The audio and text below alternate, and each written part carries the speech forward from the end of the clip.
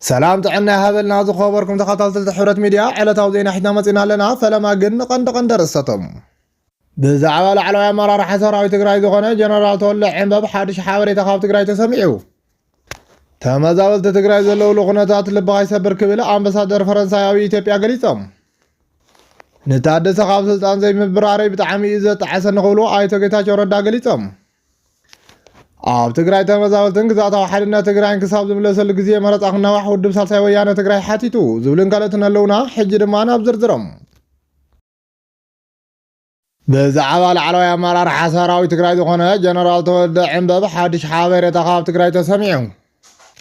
ሓላፊ ድሕነት ሰራዊት ትግራይ ኣባል ኮማንድ ሰራዊት ትግራይ ኮይኑ ዘገልግል ዘሎ ኮሎኔል ተወልደ ዕንበብ ዝምልከት ካብ ደገፍቲ ብልፅግና ሓድሽ ሓበሬታ ተሰሚዑ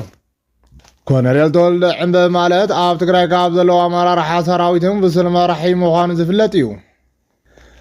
እቲ ኮሎኔል ብስርዓት ብልፅግና ብዙሕ ግዜ ሽሞም ካብ ጠፍኡ ኣመራርሓ ሰራዊት ትግራይ ሓደ ኮይኑ ሎሚ ንዑ ዝምልከት ካብ ደገፍቲ ብልፅግና ዝኾኑ ገሊኦም ካድረታት ሓድሽ ናይ ሓሶት ሓበሬታ ኣቃሊሖም ኣለዉ እቲ ዘቃልሕዎ ናይ ሓሶት ሓበሬታ ድማ ከም ስዕብ ጌርና ኣቃሊሕና ኣለና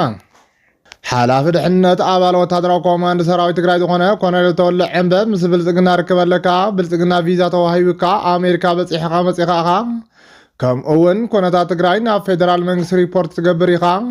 ብዝብል ገምጋም ብኣብዝሓ ድምፂ ካብ ስርሑ ክባረር ወታደራዊ ኮማንድ ሰራዊት ትግራይ ወሲኑ ይብል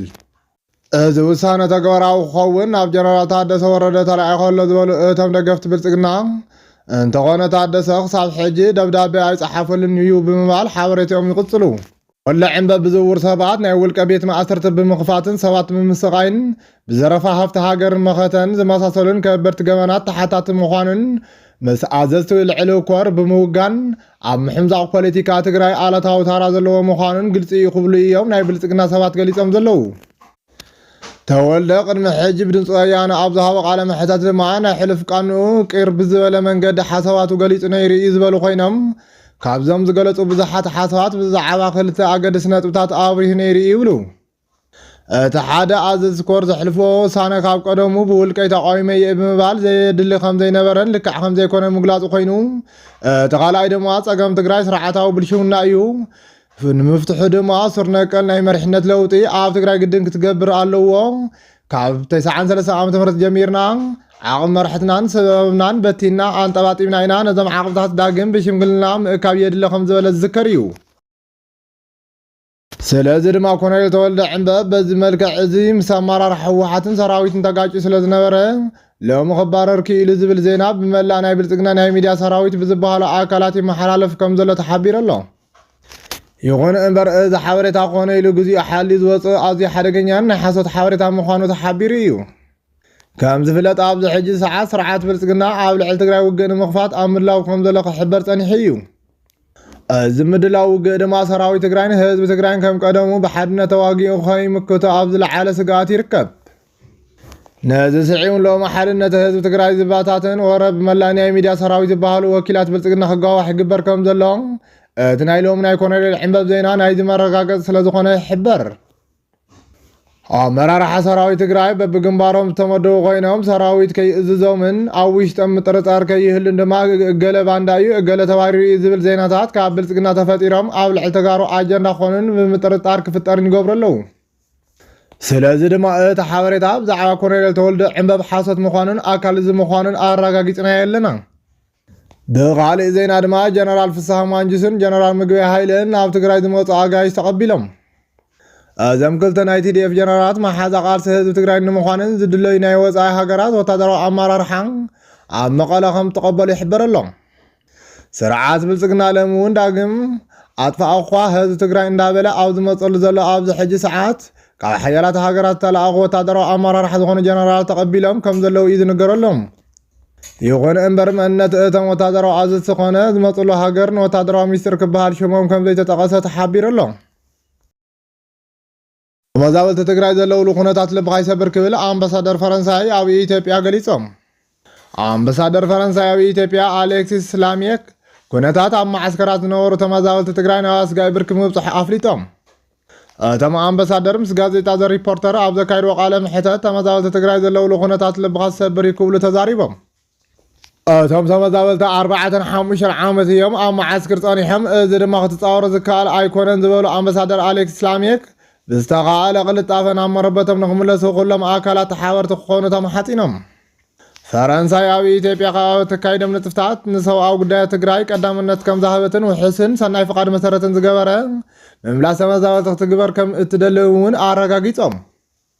ሃገሮም ከም መዳርግቲ ኣካል ንሙሉእ ተፈጻምነት ውዕሊ ፕሪቶርያ ከም ትሰርሕ ዝገለጹ ኣምባሳደር ላሜክ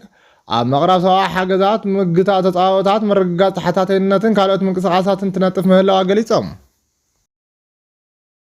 ንታደሰ ካብ ስልጣን ዘይምብራረይ ብጣዕሚ ዘጣዓሰኒ ክብሉ ኣይተ ጌታቸው ረዳ ገሊጾም ፕሬዚዳንት ግዚያዊ ምምሕዳር ትግራይ ኣብ ዝነበረሉ እዋን ምክትሎም ዝነበሩ ጀነራል ታደሰ ወረደ ካብ ስልጣን ዘይምስጓጎም ብጣዕሚ ከም ዘጣዓሶም ኣይተ ጌታቸው ረዳ ገሊጾም ኣመኻሪ ጉዳያት ምብራቅ ኣፍሪካ ቀዳሚ ሚኒስትር ኣብይ ዝኾኑ ኣይተ ጌታቸው እዚ ዝበለሉ ፎርቹን ተባሂሉ ኣብ ዝፍለጥ ሰሞናዊ ናይ እንግሊዝኛ ጋዜጠኛ ኣብ ዝሕተምዎ ንውሕ ዝበለ ጽሑፍ እዩ ተማሊ ሰንበት ንንባብ ዝበቕዐ ናይ ኣይተ ጌታቸው ጽሑፍ ንፕሬዚዳንት ግዚያዊ ምምሕዳር ትግራይ ሌተናል ጀነራል ታደሰ ወረደ ኣምሪ ረቢሉ ዝኸሰሰ እንትኾን ኣብ ልዕሊ እቶም ጀነራል ካብ ዝቐረቡ ክስታት ሓደ ኣብ መንጎ ግዚያዊ ምምሕዳርን ሕወሓትን ኣፈላላይ እናተፈጠረ ክመጽእ እንተሎ እቶም ጀነራል ከም ሓላፍ ጸጥታ ናይቲ ክልልን ሰራዊትን ሕወሓትን ንግዚያዊ ምምሕዳር ኣቀራሪቦም ናይ ምትዕራቕ ግደ ኣብ ክንዲ ዝህልዎም ስልታዊ ብዝኾነ ሽርሕን ሕወሓት ድጋፍ ናይ ምሃብ ኣለታዊ ግደ ተፃዊቶም እዮም ክብሉ ከሲሶም ንውዕሊ ፕሪቶርያ ስዒቡ ኣብ ተጣየሸ ግዚያዊ ምምሕዳር ጀነራል ታደሰ ወረደ ምክትል ፕሬዚዳንትን ላዕለዋይ ሓላፊ ጸጥታን ኮይኖም ዝተመደብሉ ምኽንያት እተብ ኩናት ዝነበረ ክልል ካብ ጽልዋ ወታደራዊ መሪሕነት ናብ ሲቪላዊ መሪሕነት ንክሰጋገር ኣብ ምግባር ወሳኒ ተራ ንክፃወቱ ተሓሲቡ እዩ ዝበሉ ኣይተ ጌታቸው እቶም ጀነራል ግን እዚ ምግባር ገዲፎም ናብዘይ ተቃረነ ኣብ ዝኾነ ናይ ምትዕንቃፍ ተግባር ብምውፋር እቲ ግዚያዊ ምምሕዳር ብሽርሒ ንኽፈርስ ዓብዪ ግደ ተፃዊቶም ክብሉ ከሲሶም ጀነራል ታደሰ በዚ ስልቲ እዚ ምኻዶም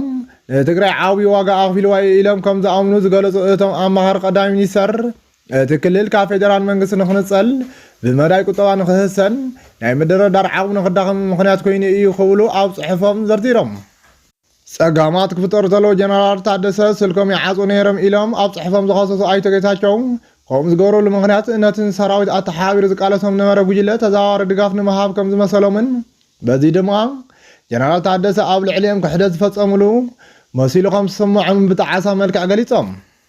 ለምኾነ ክሓስቦ ተለኹ ታደሰ ኣብ ልዕሊ እዚ ኩሉ ሽርሒ ክፍጽም እንተሎ ንምንታይ እየ ዘይዘራርብክዎ ኢለ ይናሳሕ ዝበሉ ኣይተ ጌታቸው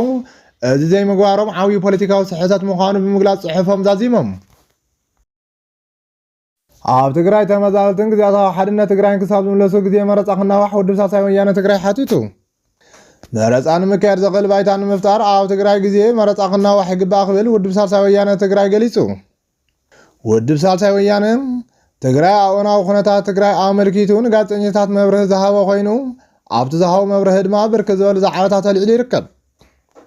ኣቦ ወንበር ውድብ ሳልሳይ ወያነ ትግራይ ኣይተ ክንፈ ሓድሽ ትግራይ ኣብዚ ሕጂ እዋን ብምኽንያት ፖለቲካ ፀገማት ከቢድ ናይ ህልውና ሓደጋ ገጢምዋ ይርከብ ኢሎም ኣለው ኣብ ስልጣን ንምፅናሕ ኮነ ናብ ስልጣን ንምምፃእ ወታደራዊ ሓይሊ ሒዝካ ዝካየዶ ምንቅስቃሳት ትግራይ ናብ ስርዓተ ኣልቦነት ከኣቱ ይገብርዎ ኣለው ኢሎም ከም ዝኣምን ኣብሪሆም ዘይሕጋዊ ስደት መናእሰይ ዘይሕጋዊ ዕደና ወርቂ ኣብ ልዕሊ ተመዛበልቲ ኣንፃላሊ ዘሎ ሓደጋ ምድኻም ቁጠባ ሕብረተሰብ ጸገም ጸጥታን ካልኦት ከበድቲ ስጋታቶም ኮይኖም ከም ዘለዎም ብቁልጡፍ ፍትሑ እንተዘይተገይሮም ድማ ትግራይ ናብ ዘይዛረብ ዓዘቕቲ ክእትዋ ስግኣት ገሊፆም ውድብ ሳልሳይ ወያነ ትግራይ ኣብ ትግራይ መረፃ ክካየድ ይግባእ ዝብል መርገፂ ከም ዘለዎ ዝገለጹ ኣይተ ክንፈ እንተኾነ ግን ተመዛበልትና መንበሪኦም ኣብ ዘይተመለስሉ ግዝኣታዊ ሓድነት ትግራይ ኣብ ዘይተረጋገፀሉ ንመረፃ ዝኾን እኹል ቅድመ ምድላው ኣብ ዘይተገበረሉን ኣብ ትግራይ መረፃ ምክያድ ኣጸጋሚ ኢሎም ውድብ ሳልሳይ ወያነ ትግራይ ብመነፅር ካልኦት ከባቢታት ኢትዮጵያ ብፍላይ ተራእዩ ቦርድ መረፃ ኢትዮጵያ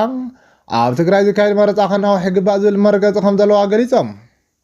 ዝተሓላለኹ ፀገማት ትግራይ ንምፍታሕ መረፃ ንምክያድ ዘኽእል ምድላው ንምግባር ድማ ኩሎም ፖለቲካዊ ሓይልታት ዘሳተፈ ግዝያዊ መንግስቲ ምጥያሽ ከም ዝግባእ ኣረዲኦም ዜናታት ናይ ዝዕለት ነዚኦም መስሊ ነይሮም ስለምክታልኩም ነመስግን ሰላም